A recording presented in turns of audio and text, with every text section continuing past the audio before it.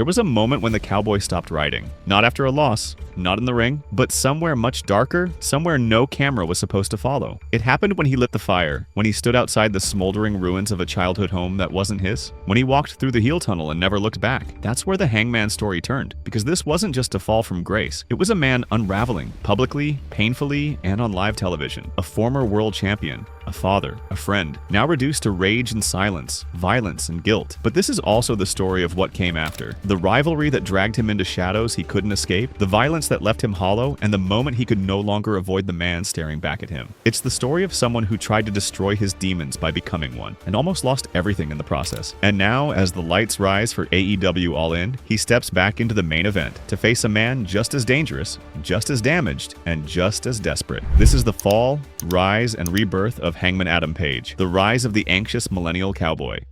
From the very start, Adam Page wasn't supposed to be the main character. Not in the Elite, not in AEW, not even in his own story. He was the anxious millennial cowboy, a guy who drank too much, cared too much, and hid it all behind a crooked smile and a beer in hand. He wasn't the savior, he wasn't the star. At best, he was the tag partner you called when you needed backup, not the man you built the show around. When AEW launched in 2019, the Elite, Kenny Omega, were already internet darlings. Page was the other guy, talented but unproven, overshadowed by bigger personalities and bigger reputations. Even when AEW slotted him into the first ever World Championship match against Chris Jericho at All Out, it felt premature. He lost, and the narrative around him was set. He was good, but not quite good enough. And then something unexpected happened. Pro wrestling is built on spectacle, but sometimes the smallest, most human details get the loudest reactions. For Page, that came through vulnerability. His on-screen struggles with self-worth felt real because, in many ways, they were. He wasn't cutting over-the-top promos or playing an indestructible superhero. He was a guy openly wrestling with doubt, loneliness, and the fear of being left behind. When he started bringing a drink to the ring, fans laughed, but they also saw a character trying to numb something deeper.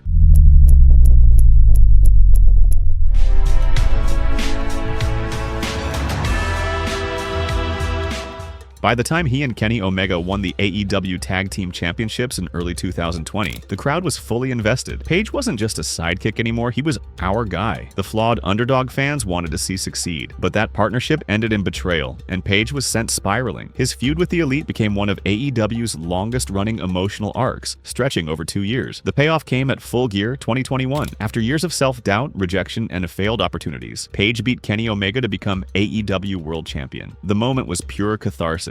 Fans cheering through tears, cowboy hats in the air, cowboy shit chants shaking the arena. It wasn't just a wrestling win, it was the conclusion to a story that felt like therapy for everyone watching. But in wrestling, the story doesn't end with the belt, it only changes. Page's reign was solid. He fought Bryan Danielson to a 60-minute draw in his first defense, then beat him in an even more brutal rematch. He defended against Lance Archer in a Texas death match, against Adam Cole in high-profile main events. On paper, it was everything a champion should do, but somewhere in the noise, doubts began to creep in, both from critics and perhaps from Page himself. Was he truly the guy, or just the guy who had the best story for a while? Then came Double or Nothing, 2022. Page lost the championship to CM Punk. The match was good, but the fallout was messy. Real-life tension between Punk and members of the Elite, including Page, spilled into headlines. The now infamous Brawl Out incident after All Out 2022 overshadowed AEW for months, and in the shuffle, Hangman's momentum evaporated. By late 2022, he was still wrestling, still popular, but the aura had changed. The man who once stood at the emotional center of AEW now felt like he was orbiting its edges. He had memorable matches with Jon Moxley, including a concussion scare that briefly took him out of action, but no clear direction, no title chase, no long-term story. Just flashes of the old Hangman scattered between long stretches of uncertainty.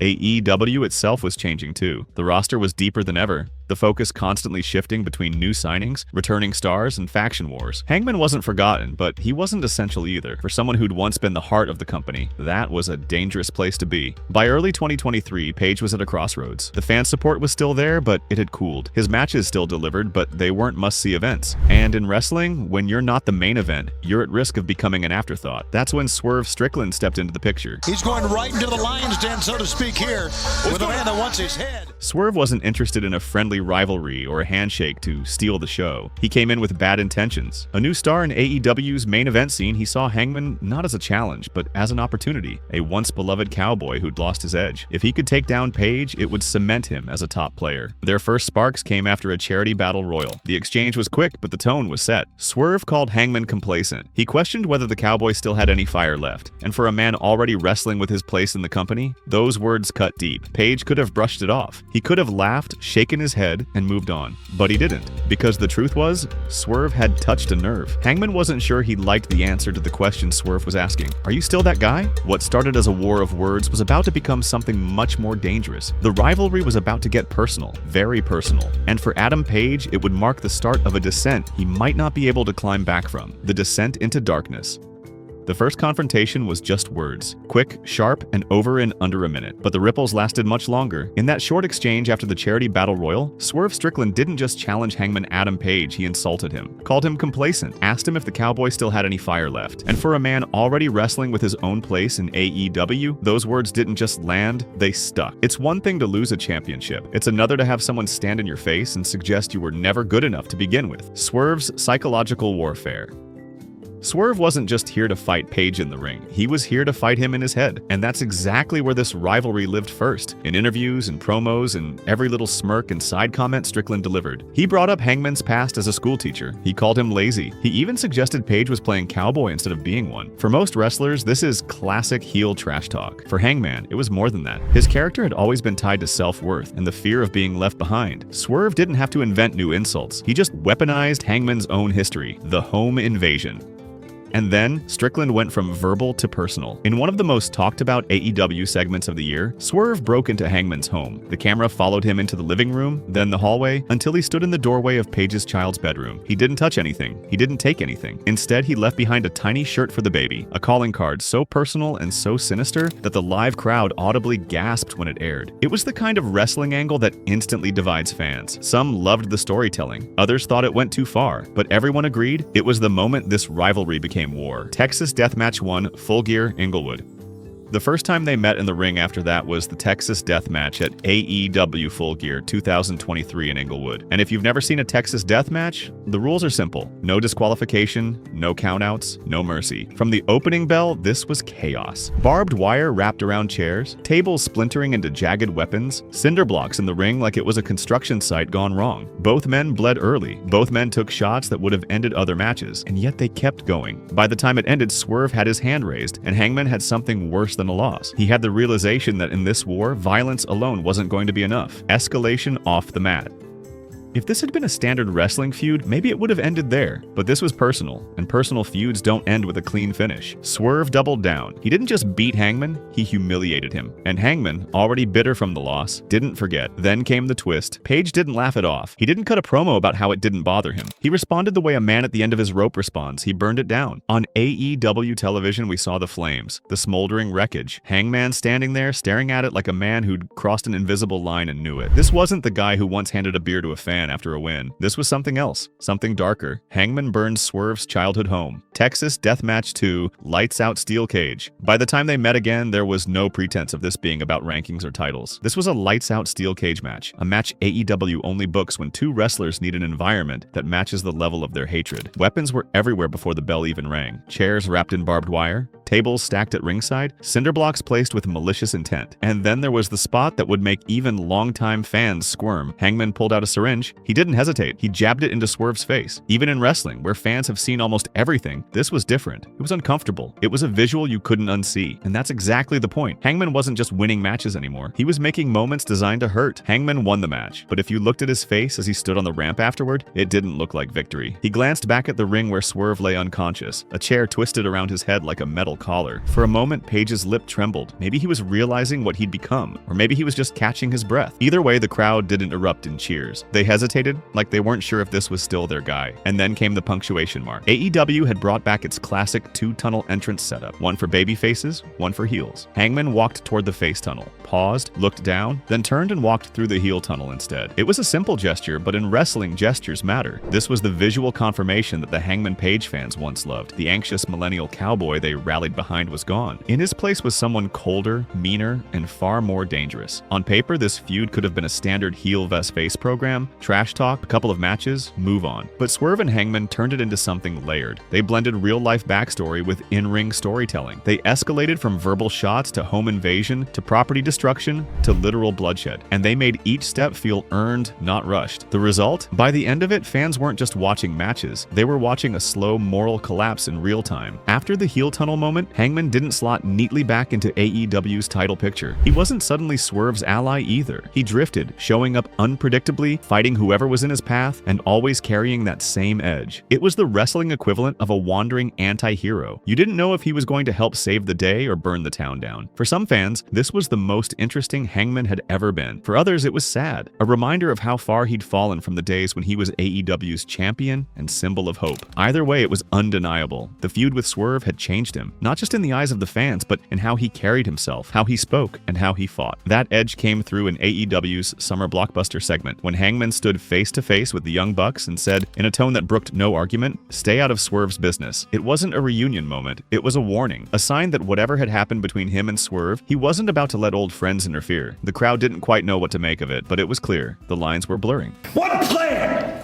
Huh? There was no plan. There was never a plan. I haven't talked to you guys in months. I didn't ask you to do what you did at Dynasty, and I sure as shit didn't ask you to do what you did tonight. I can't believe I'm having to tell you to this again. But stay out of my business. Stay out of Osprey's business. And stay out of Swerve's business. The rebirth. When the smoke cleared from the last barbed wire swing, when the lights dimmed and the crowd's roar faded into scattered, confused claps, Hangman Adam Page found himself standing in the middle of something he didn't recognize. It wasn't the AEW he had once carried on his shoulders. It wasn't the fan base that had once lived and died with his title run. And it wasn't the man he'd been when he first beat Kenny Omega. The beer-slinging cowboy who smiled through self-doubt was gone. In his place stood a figure with blood in his beard, bruises on his jaw, and a stillness in his eyes that wasn't calm, it was calculation. The Swerve Strickland war had stripped Page bare. What was left was dangerous, yes, but it was also directionless. And in wrestling, being directionless is deadly. Oh, because if you're not chasing something, you're being passed by. The drifter stage.